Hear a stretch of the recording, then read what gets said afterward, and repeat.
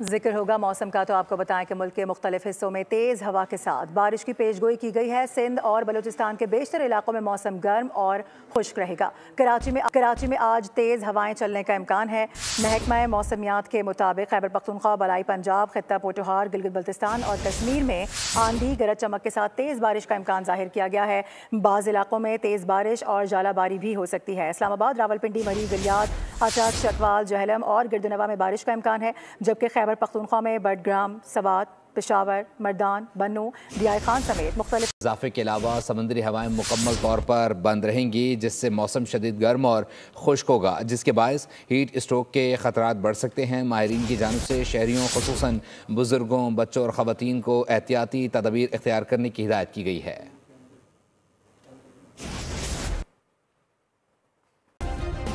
Subscribe کریں اور بیل دبائیں تاکہ کوئی خبر رہ نہ جائے۔